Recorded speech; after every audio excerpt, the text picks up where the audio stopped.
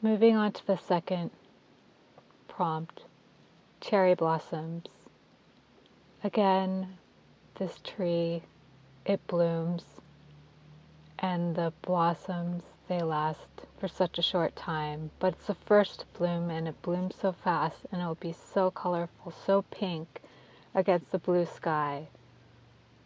But these blossoms are so fragile, and it reminds me of impermanence.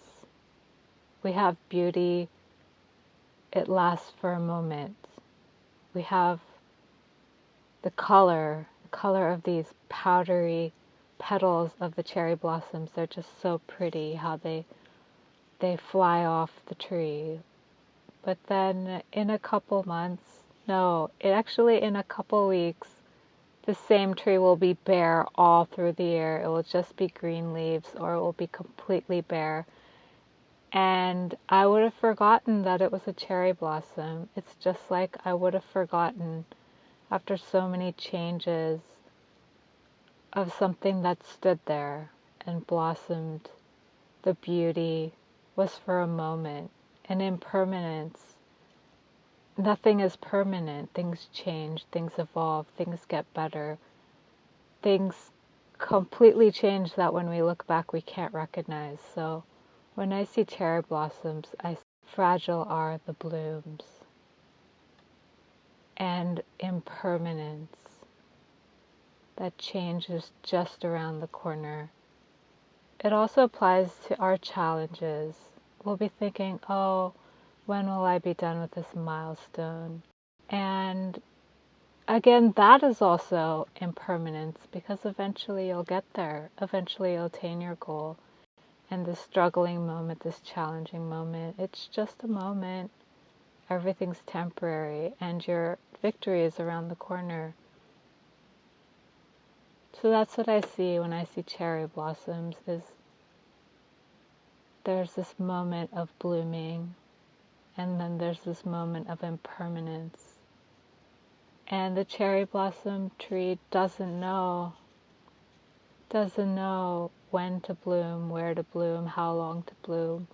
It happens and then it's gone.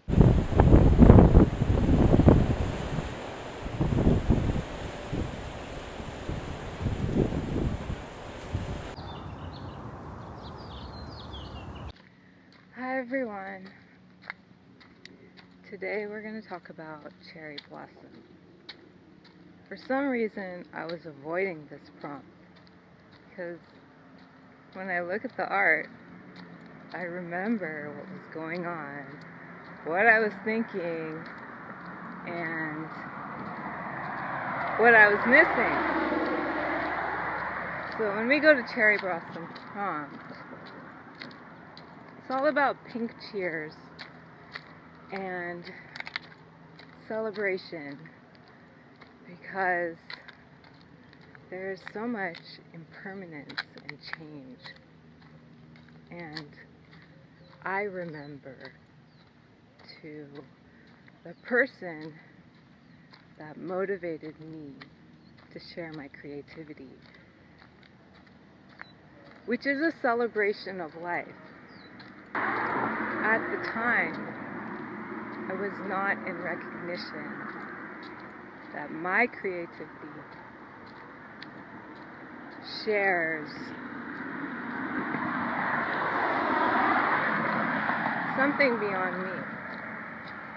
I had this really helpful, encouraging junior assistant, and he used to be so creative, and he saw I was creative, though he was working under me, and I was the taskmaster, and he would do the task, and we would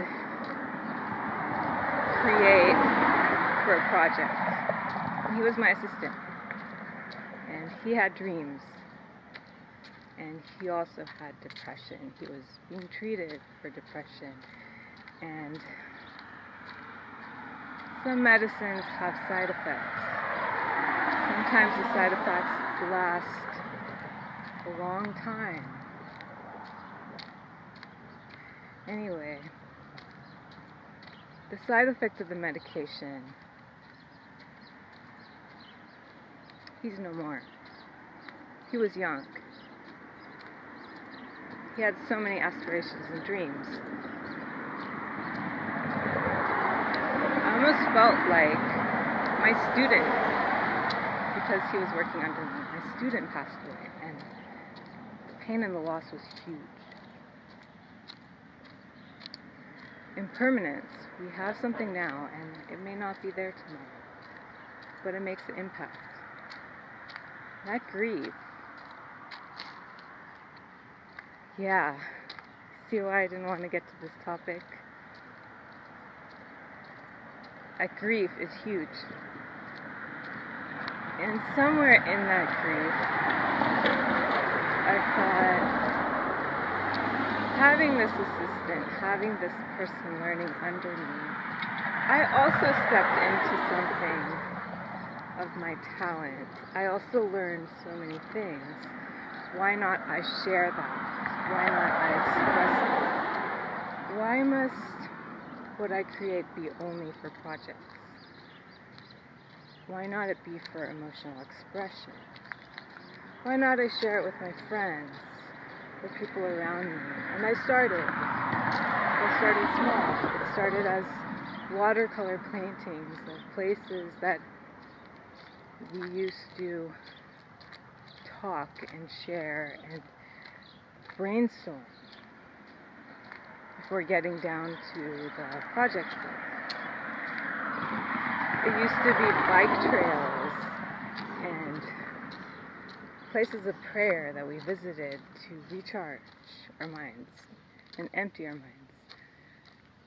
This friend, this assistant, was the person who taught me how to make music playlists to decompress after stress.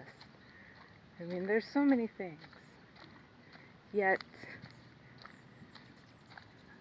there was presence, and now there is absence. But yet, after absence, there is impact. What will you do with this one wild life you have? Why not celebrate it or share the celebration as color? Is one of the reasons why I share my art so freely. Because one day, I may also not be here, but let the art comfort someone somewhere. I don't know, maybe it will live on in others. And that's a deep topic. Yes, that reminds me of Cherry Blossom, because every year the Cherry Blossom Festival, we would see it. We would see the cherry blossoms, we would see the people gather, we would take a break, and then we would get back to the project. We would get back to the topic. We would get back to the brainstorm. And the Cherry Blossom Festival, you just have to attend it once. Cherry Blossom cheers and pink impermanence. No, impermanence and cherry blossom cheers. It's all about the presence, the tenderness, the celebration. Why tenderness? Because cherry blossoms are so fragile. They're here, and then they scatter and fly and shower sidewalks like rain, as if they were never there, and the tree will be green and growing the small berries, cherries, and you would have missed it if you didn't notice the pink cherry blossoms when they were in bloom. And yeah, there's so much I can say, yet there is so much loss of words. Yes, there was this topic of impermanence, and contemplating on the topic, so much loss is hidden in that. So much attachment and so much remembering. But yet, you see there's something forward to carry, to share.